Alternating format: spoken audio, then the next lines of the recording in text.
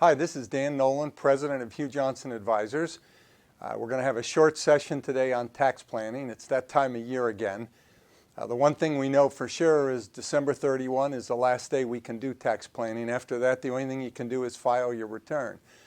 This is an unusual year because there's a lot of uncertainty over what's going to happen next year. And just a couple of cautions before we talk about some ideas. The first is that, as you know, tax planning is very, very individualized. So even though we're going to give you a few ideas, don't do anything without talking to your tax professional. It's so individualized that you want to be really careful and not forge ahead and make irrevocable decisions until you talk to your own personal tax advisor. The second thing is, as I mentioned up front, there's a lot of uncertainty surrounding next year. We're going to make some guesses about what's going to happen, but we don't know for sure. So again, some caution here that as the year unfolds and things change, you may want to zig or zag a little based on how things change. But let's get started. The one thing I will tell you is that in Washington, nothing tends to happen quickly. The wheels grind fairly slowly. However, because we have a Republican Congress and a Republican president next year, there is some possibility that tax code changes could happen quickly, so you're going to have to watch carefully. I was listening to an interview of a congressman today who's on the Ways and Means Committee, which is where all tax legislation originates, and he said, and I quote, "The tax code is disintegrating under our feet," end quote. And so you could see some fairly rapid changes next year. The first change that we think you're going to see is lower income tax rates on ordinary income, so on your earnings, basically your earnings and your investment income. The highest bracket today is 39.6%. Trump has proposed 3 brackets, the highest of which would be 28%. So there's a good chance that you're going to have lower income tax rates next year. What does that suggest? Well, it suggests that if you could defer income into next year, maybe you have deferred income accounts, or maybe you can defer your first IRA distribution. In the year that you take your first distribution, you can take it the following year instead of the year in which it's actually supposed to be made. You can only do that once. But if you can defer income into next year and you think your rates are going to go down, not a bad thing to do. The other thing that suggests is you might want to accelerate some deductions into this year. So let's say you have a charitable pledge outstanding. Well, if your tax rate next year is going to be lower, and let's say significantly lower than this year, you might want to make that pledge this year to get a better benefit out of it. Another one of Trump's proposals is to cap itemized deductions. Now, I know this sounds like a big number for most of us, but he's talking about capping itemized deductions at $200,000 for high-income earners.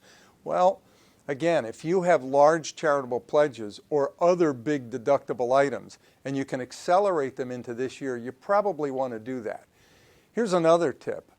Capital gains rates today are 20% on long-term gains. That's for an asset that you hold more than a year. But remember, there's the Obamacare surcharge of 3.8% depending upon your income level. Trump has proposed that we eliminate the 3.8%, which means the long-term capital gains rate next year could be a firm 20%. Therefore, if you have long-term gains, you might want to defer them into next year. Of course, you have to decide on whether you want to take the market risk to do that.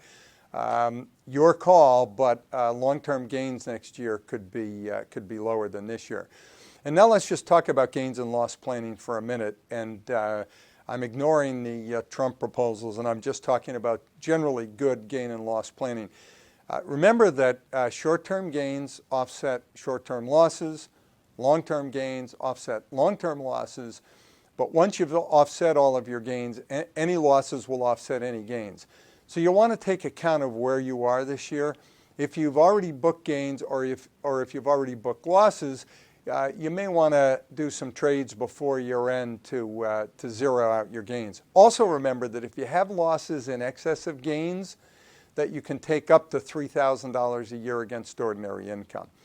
Now, let's turn to estate taxes for a minute. As you know, President-elect Trump has proposed repealing the estate and the gift tax laws.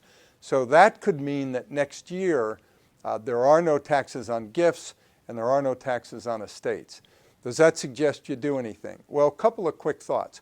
One is we don't know that that's going to be the case. So if you're in the habit of making year-end family gifts under the annual exclusion, which is currently $14,000 per person, I would suggest you go ahead and make those anyway. Nothing lost if you make them this year and they repeal the gift tax next year. You can make them again next year. The other suggestion I would make is remember that if you live in New York State, we have an estate tax, and it's highly unlikely that that's going to get repealed. So even though there may be a holiday or an outright appeal on federal gift taxes, you're likely going to have state estate taxes. So still some planning that you might want to do.